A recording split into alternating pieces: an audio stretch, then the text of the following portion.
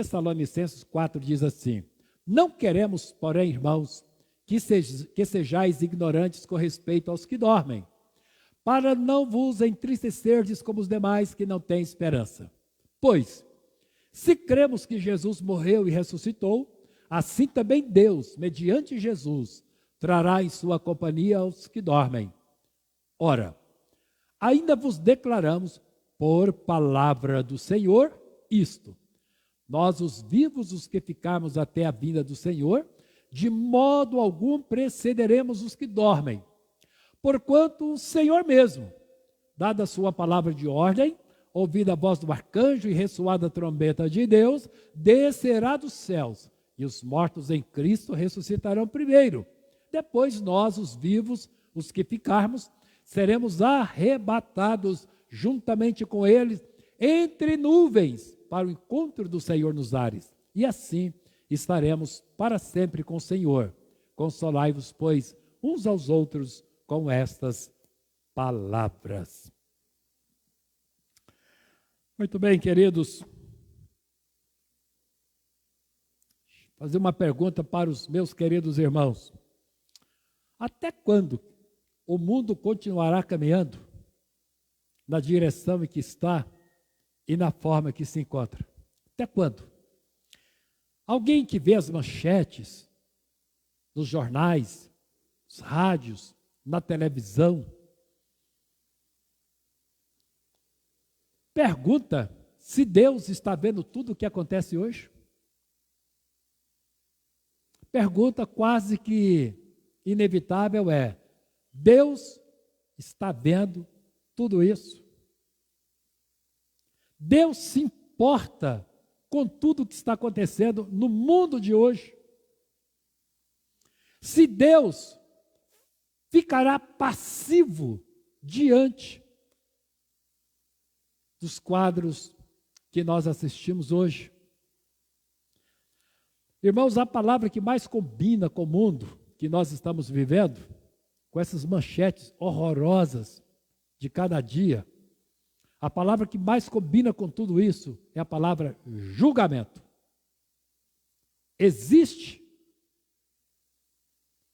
no trono de Deus, na cronologia dos céus, a palavra julgamento. Deus enxerga tudo que acontece hoje. Deus tem consciência de todas as coisas. Deus se importa com tudo hoje. E quero dizer uma palavra aqui, queridos, que na volta de Jesus haverá uma resposta a tudo o que acontece no mundo de hoje. Sejam coisas boas ou sejam coisas ruins. A volta de Jesus é apenas uma oportunidade para que Deus dê uma resposta a esse mundo que nós contemplamos a cada dia. E quero dizer uma coisa também. Tudo que acontece hoje, qualquer coisa que aconteça hoje, não é qualquer coisa. Qualquer coisa que aconteça hoje é uma coisa. Seja pequena, seja grande. Seja correta, seja errada. Seja moral, seja imoral. Qualquer coisa que aconteça não é qualquer coisa aos olhos de Deus. É uma coisa. E tudo isso vai ter resposta diante do Senhor. Então, queridos, a volta de Jesus, ela tem cheiro, ela tem duas vertentes, duas verdades. Ela tem expressão de recompensa, porque para a igreja do Senhor, para a noiva do Senhor Jesus, não haverá dia mais glorioso do que o momento quando Jesus descer e essa noiva subir. Porque é uma história nova, é um começo novo. Mas quando nós estamos falando aqui, a Bíblia diz que as coisas são novas, são completamente novas, queridos.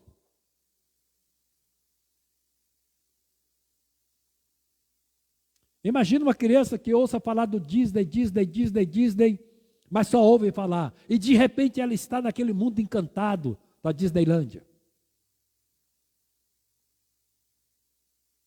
Parece que tudo ali é novo.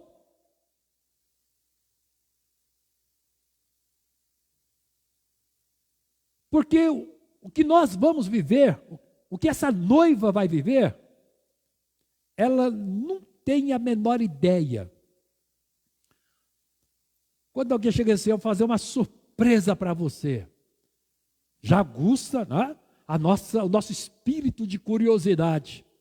O que vai ser? O que será? Não, é uma surpresa, você vai encantar com essa surpresa, você vai ser impactado com essa surpresa. Meus queridos, é a volta de Jesus. Coisas que não subiram ao nosso coração, à nossa mente. Coisas que nós nunca imaginamos na vida, que os nossos olhos nunca viram, que os nossos ouvidos nunca ouviram. É o que estará diante dos nossos olhos. É uma recompensa. A volta de Jesus para sua noiva significa a maior recompensa da sua vida.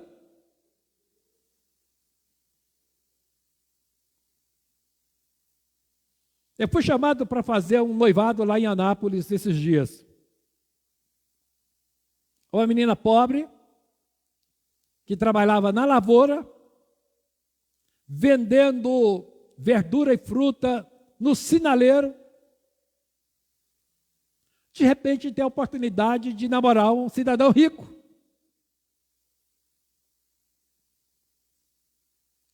Lá em Anápolis ele comprou uma casinha no valor de 1.700.000.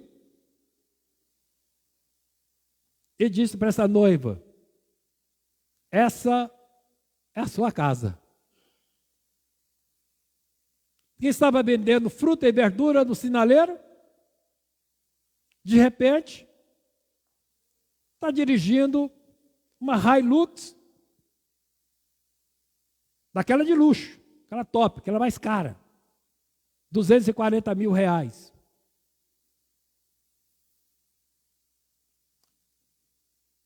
É um momento novo. É um mundo novo. Até os sonhos parecem não ser verdadeiros.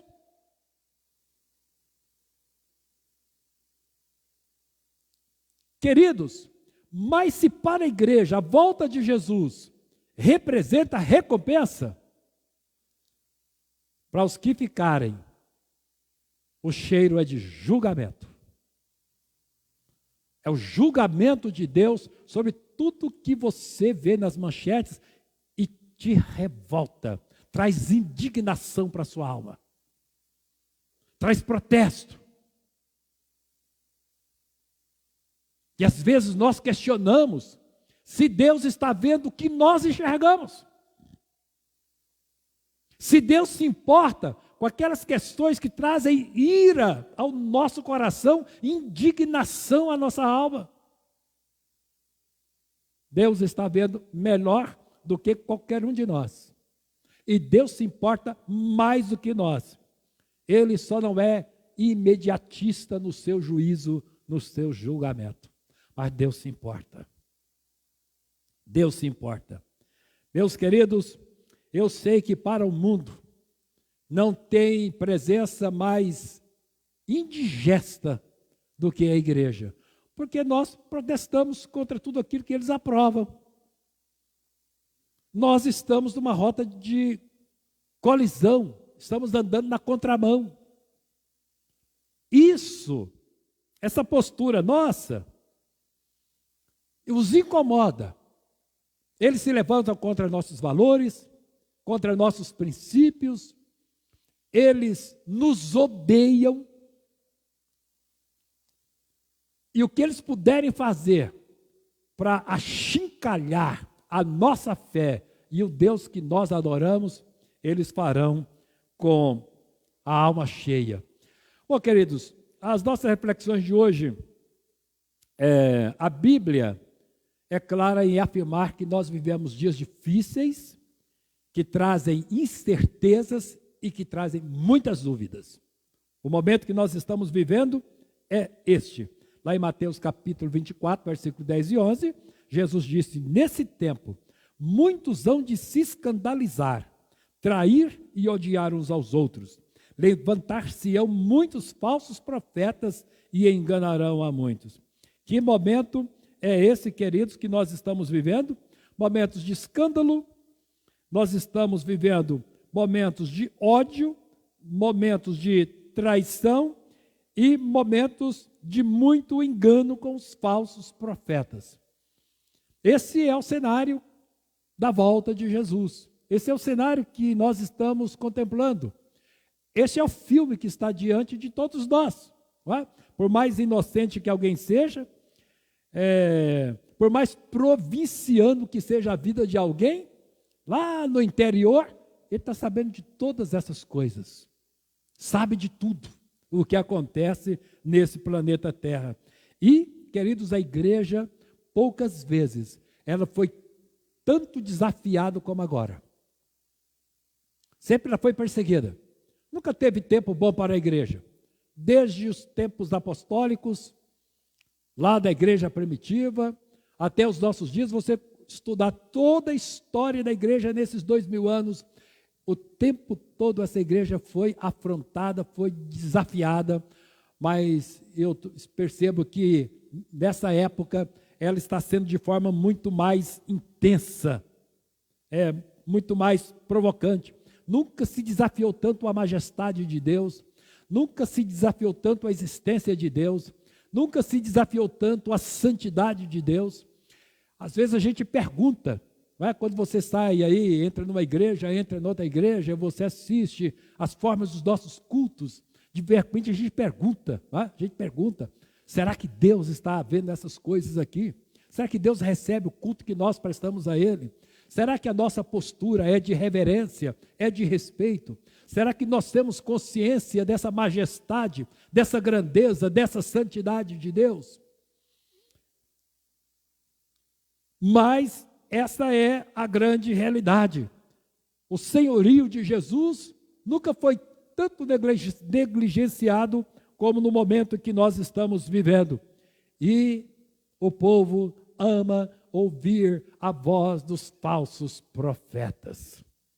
E eles estão aí por todos os lados, por todas as partes, se intitulando como a voz libertadora, a voz ungida, a única voz que Deus tem aqui na terra. Eles estão por todas as partes e defendendo aí princípios que não são nossos, impondo costumes que não são nossos, pregando uma mensagem que não é a que nós queremos ouvir, que nós precisamos ouvir. E Deus é muito bonzinho para com este mundo que nós estamos vivendo. Queridos, a igreja na Alemanha, no tempo de Hitler,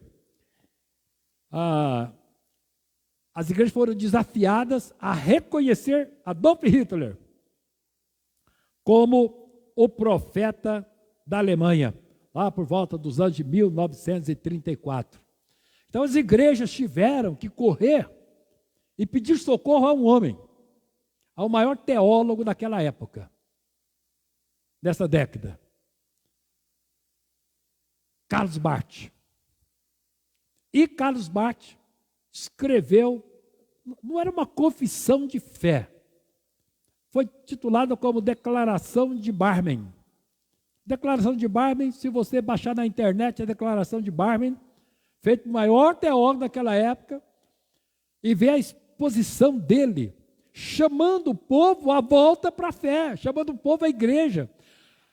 Carlos Barth escreveu essa declaração para a igreja, chamando os membros de volta a Jesus, chamando os membros de volta à cruz, chamando os membros de volta aos princípios bíblicos. É um texto que você lê em 5 minutos. Talvez esteja exagerando com o tempo, mas com 10 minutos você lê aquelas 6 páginas lá da Declaração de Barmen. Mas, queridos, hoje parece que a gente precisa de um Carlos Barth para resgatar a verdadeira mensagem da cruz. A mensagem que o nosso mundo não é este, que Jesus tem uma promessa que ainda não foi cumprida. mas a promessa que Jesus fez será cumprida. E uma das mensagens gloriosas, queridos, na volta de Jesus, que está dentro do nosso versículo-chave,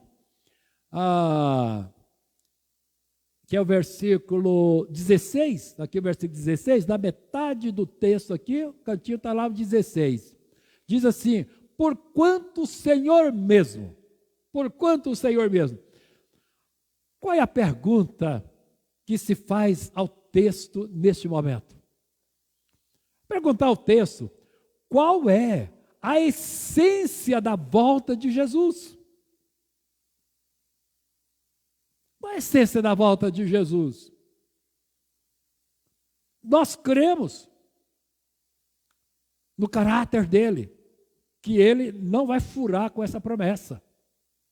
Ele é verdadeiro. A promessa dele também é verdadeira.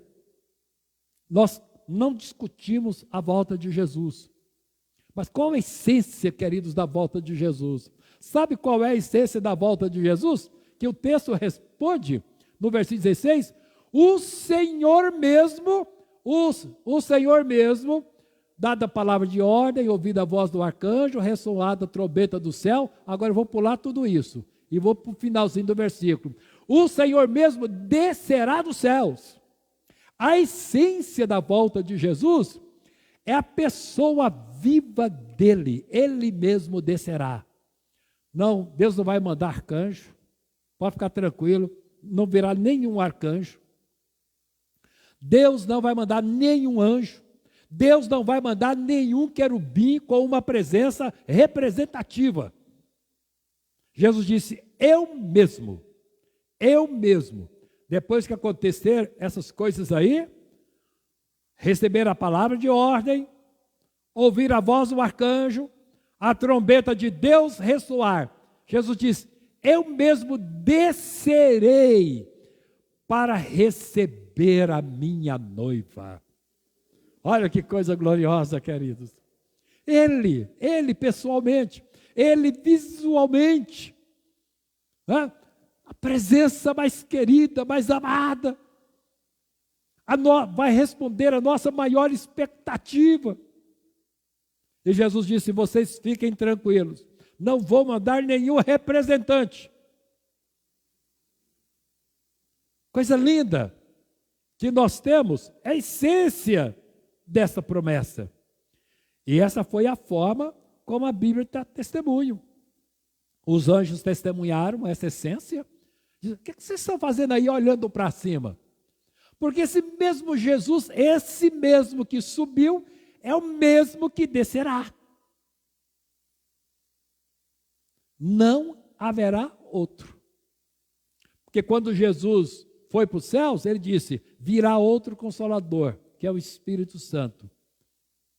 Ele virá em meu nome. Mas agora não, queridos. Agora ninguém virá no nome dele. E se aparecer algum Cristo aí em nome de Jesus, você sabe que ele é falso. Né? É uma manifestação falsa desse Jesus.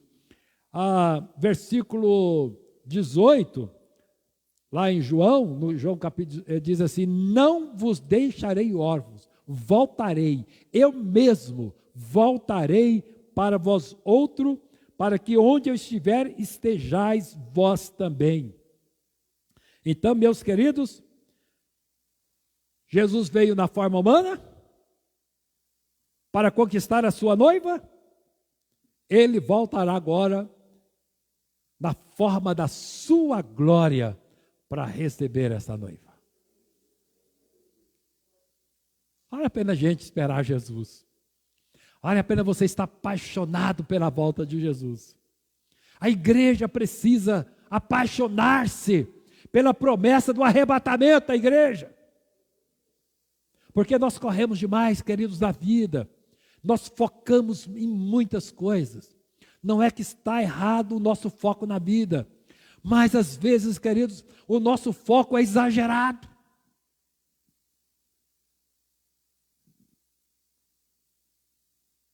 O sonho de muita gente é ficar milionária nessa sociedade consumista que nós estamos vivendo. Para quê? A Bíblia diz: se acomode, se acomode a uma filosofia humilde de vida. Você tem o que comer, você tem o que vestir, você tem sua casa para morar, você tem condições de pagar suas contas, você tem como administrando bem as suas finanças, você pode viver tranquilamente. Não fique inventando coisas. Não fique inventando coisas. Não coloque o seu foco todo na vida presente, porque, meus irmãos, essa indignação que nós temos diante do que acontece diante dos nossos olhos é para que a gente tire os nossos olhos de todos esses fatos e nós comecemos a olhar mais para cima, lá para o alto. Porque aqui você se indigna, você vai se indignar. Quase não saiu o verbo. Aqui você vai se indignar. Mas se nós olharmos lá para o alto, você vai se apaixonar. Nós precisamos ser um pouco mais apaixonados pela nossa eternidade. Se a Bíblia é a verdade, se Deus é verdadeiro, se suas promessas são verdadeiras, queridos, nós precisamos apaixonar pela nossa eternidade. Tudo passa, e às vezes passa mais rápido do que a gente imagina. As coisas acabam, e às vezes nós ficamos até decepcionados porque acabaram muito depressa. Quando você achou que estava começando, já acabou. Quando foi, queridos, que Jesus fez essa promessa? Jesus fez essa promessa quando ele estava aqui. E ele sabia que para cumprir essa promessa, algumas coisas teriam que acontecer.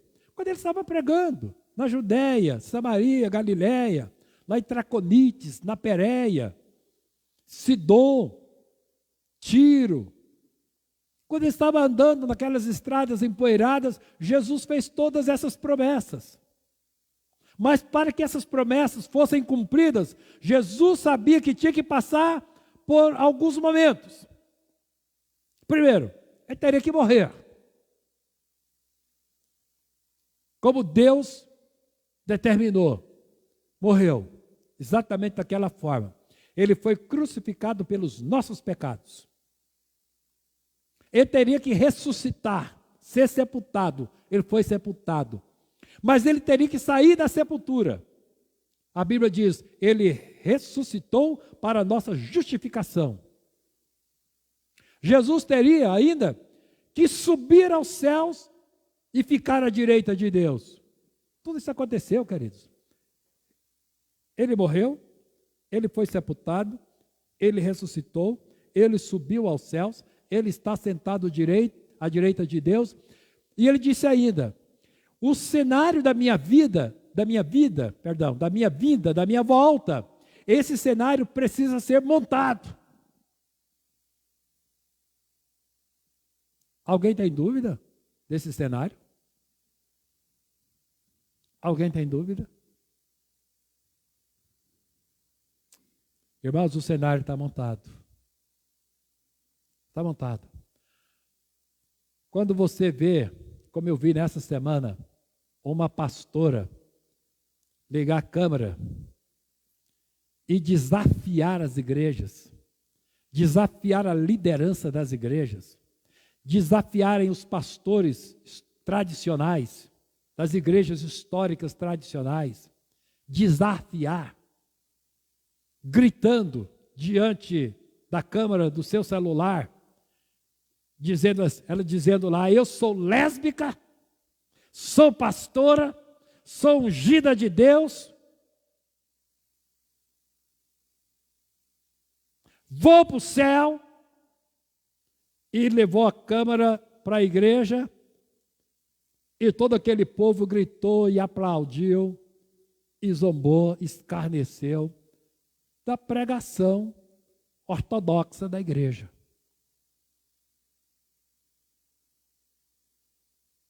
Você vê dois homens de mãos dadas, não tem nada com eles, cada um faça o que quiser da vida, todo mundo é livre. Dois homens de mão dada, é o pastor e casado com o namorado, tem namorado, se beijam na boca. Estão aí, na vida. E querem adotar as nossas crianças. Você vai ter que se indignar com o que nós vemos nesse mundo. Tira os seus olhos daqui. Tira as suas emoções daqui. Abaixe a temperatura. Levante a sua cabeça. Olha para o alto e veja as promessas do Senhor Jesus. Esse é o cenário da volta de Jesus. Nós temos que nos alegrar, queridos. Isso é isso mesmo, é isso mesmo. Vocês estão fazendo o que vocês têm que fazer. É isso mesmo. A Bíblia diz, aquele que for santo, santifique-se mais ainda. E o que for sujo, suje-se mais ainda. Então, queridos, eu tenho que aplaudir. Eu tenho que aplaudir. Não estou aplaudindo, queridos, o que a gente está contemplando. Eu não estou aplaudindo, queridos, essa cena vil que está diante de nós. Eu estou aplaudindo o que está por detrás de tudo isso. Porque por detrás de tudo isso está, queridos, a garantia da volta iminente, como o presbítero Cláudio leu lá, né? A volta iminente de Jesus. O irmão Cláudio comentou. A volta iminente de Jesus é aquela que a hora não está marcada. Pode ser, inclusive, agora. Nós vamos, daqui a pouco, voltar para casa, alguém tem lá a sua janta, o seu jantar, o seu lanche, depois vai dormir. Pode ser durante o sono nosso. Você deita na sua cama, que travesseiro que você ama, que você gosta. Quando eu viajo, eu carrego meu travesseiro, sabia disso? Sabia que eu carrego meu travesseiro? Eu amo tanto meu travesseiro, queridos, que eu carrego quando eu viajo. Que é estranho travesseiro. Mas o meu, eu amo. E uma vez, há muito tempo, eu viajei de ônibus, peguei meu travesseiro, levei comigo. E tinha uma senhora do meu lado, totalmente desconfortável. Fiquei olhando para ela e falei, não, vou ajudar ela. Peguei meu travesseiro, dei para ela. Falei, mas que travesseiro gostoso esse seu. Travesseiro gostoso. Então, queridos, pode ser que você pegue o seu travesseiro, coloque a cabeça nele, e de repente não tem mais travesseiro, você está subindo ao encontro do Senhor. Meus queridos, essa bagaceira toda que nós estamos vivendo no mundo, nós não vamos aplaudir, mas o que está por detrás delas, nós aplaudimos, porque existe uma promessa da volta de Jesus. Existe, irmãos, existe. A igreja está com seus dias contados. E a gente percebe que essa contagem regressiva, ela é uma contagem rápida, né? Contagem rápida. E aí, queridos, o que é que falta agora? Jesus morreu, foi sepultado, ressuscitou, subiu aos céus, está sentado direito, e o palco está montado. Só falta o quê? O artista principal descer, pegar a sua igreja e subir. E o mundo aí agora, irmãos, que se dane, literalmente. Porque quem vai chegar aí não vai sorrir para ninguém. Só no começo. Depois ele vai mostrar a sua verdadeira natureza. E o último ponto que a gente quer destacar aqui nesse texto, o último ponto, os versículos 1 a 4, diz assim, não queremos, porém, irmãos, que sejais ignorantes. A pior coisa, queridos, é a ignorância, né? Ignorância, ela é estúpida e até humilhante. Nos coloca em situações de humilhação, de cheque. Não quero que vocês sejam ignorantes com respeito aos que dormem, para não vos entristecerdes, como os demais que não têm esperança. Se você olhar para o mundo de hoje, você vai se entristecer e pode ser que você perca as suas esperanças. Pois se cremos que Jesus morreu e ressuscitou, assim também Deus, mediante Jesus... eu quero ler o versículo 1, mas eu projetei ali... perdão, queridos, eu vou voltar aqui meu texto. Irmãos, foi o texto lido pelo irmão Clayton.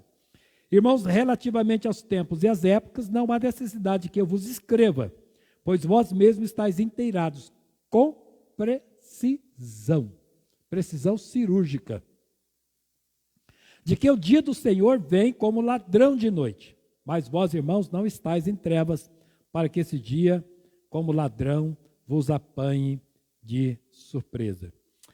A questão da igreja de Tessalônica colocou diante de Paulo, e Paulo responde aqui na carta, ele diz, vem cá, quando Jesus voltar, como vai ser realmente essa volta do Senhor Jesus? Nós temos duas verdades aqui. A primeira, que é indiscutível, é que Jesus voltará. Vai, está certo, nós temos a garantia da volta de Jesus. A segunda questão, queridos, é que ele não estabelece o dia, a hora, só estabelece a estação. Alguém sabe aqui fazer diferença se alguém perguntasse para nós, não é? Se algum estúpido perguntasse para nós, você sabe fazer a diferença de primavera, verão, outono e inverno? Quem não sabe? A beleza da primavera, os encantos da primavera. Quem não sabe do verão? Chega dezembro, janeiro, haja suor, haja transpiração. Quando chega o outono, nós estamos vivendo o outono, né? Depois vem verão, nós estamos no verão, né? Acho que o outono já acabou, né? Nós estamos em julho. Nós estamos no inverno, né? Estamos no inverno. Esse friozinho, gostoso para dormir, ruim para se levantar de manhã cedo. Nós sabemos as estações do ano. Jesus falou assim, olha, pense numa estação, a minha volta será numa estação. Então nós estamos com muita convicção de que nós estamos vivendo a estação da volta de Jesus. Quando ela começou, quando ela vai terminar, a gente não tem a menor ideia. Mas a estação é essa daqui.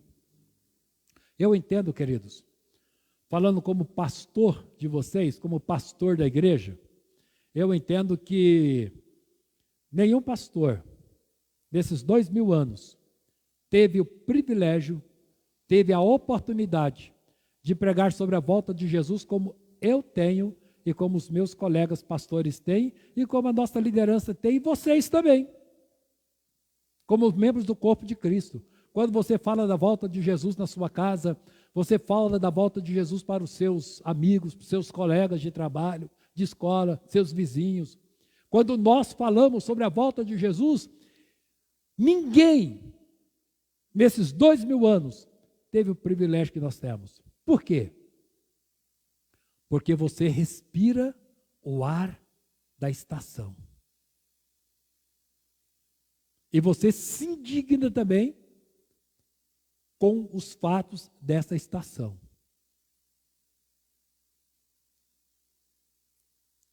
Privilégio nosso. Uma responsabilidade nossa. Aumenta a nossa expectativa. E a gente tem a tendência de olhar mais para cima do que para os lados ou para baixo. Então há um sentimento de expectativa, de inquietação nos ares. E a gente percebe, queridos, por exemplo, na parábola das 10 virgens. O que acontece na parábola das 10 virgens? Todas elas esperavam o noivo.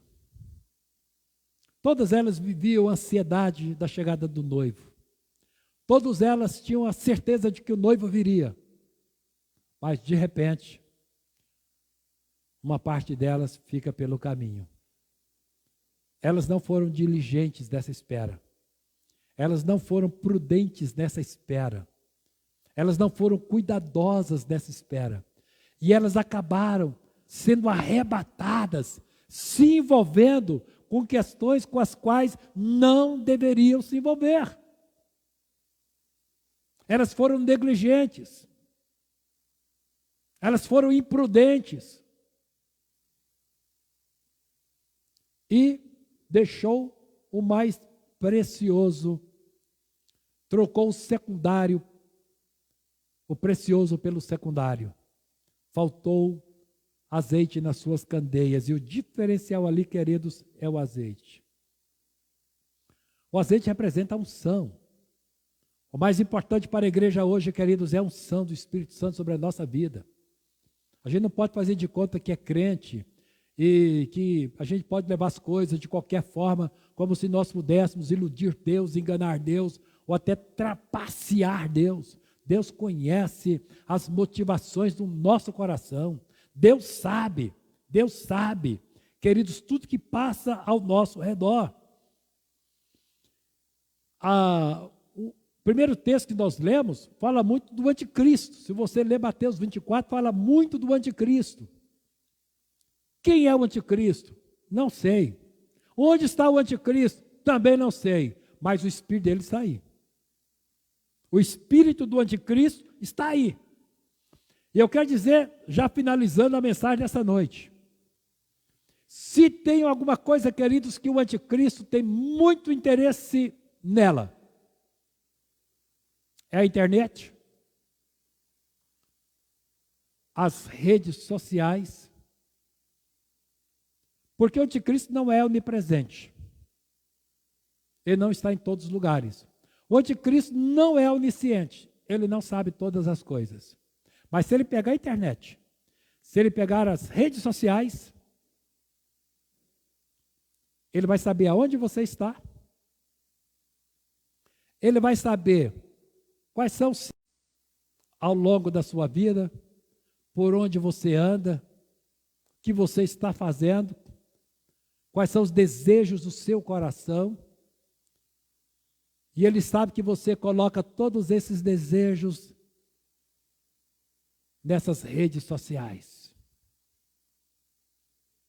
E ele quer saber quais são os seus sentimentos de insegurança, de medo, de temor, suas dúvidas, suas angústias. Pelas redes sociais, o anticristo pode facilmente te controlar. Ou você pensa diferente? Meus queridos, esse é o momento para a gente desconectar mais dessas redes sociais. É uma lixaiada. Não quero escandalizar vocês, mas eu saí de um grupo de pastores.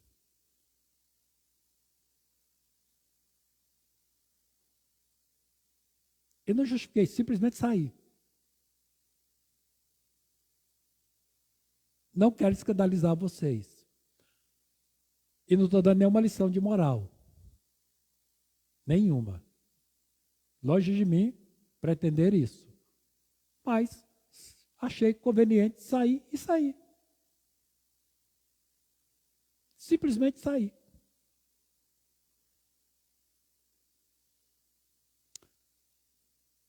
Você precisa se desconectar nesse momento que a gente está vivendo, queridos. Você acredita que esse é o momento da volta de Jesus?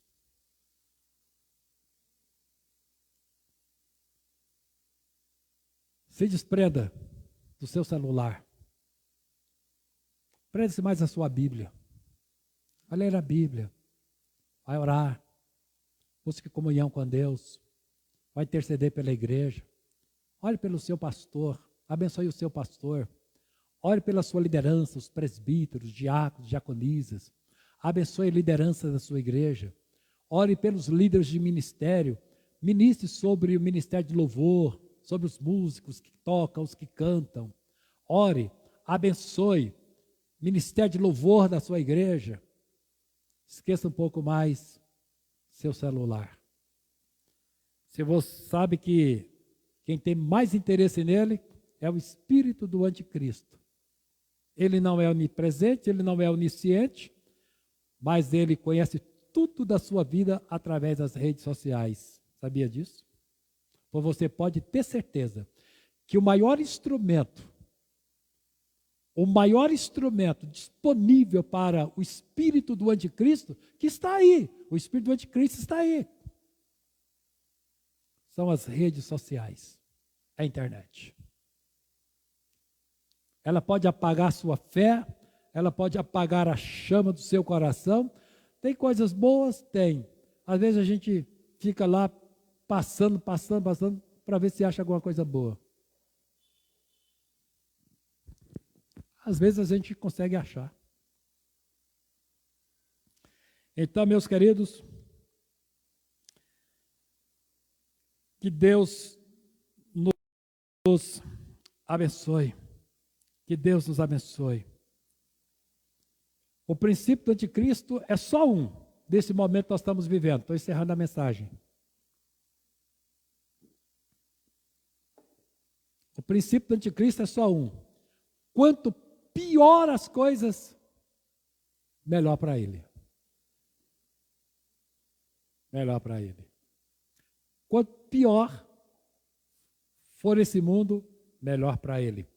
Quanto pior forem as crises deste mundo, melhor para ele. Então, meus queridos, fiquemos atentos. Fiquemos atentos. A palavra de hoje tem esse objetivo. Desliguei, fechei. A mensagem de hoje tem apenas esse objetivo.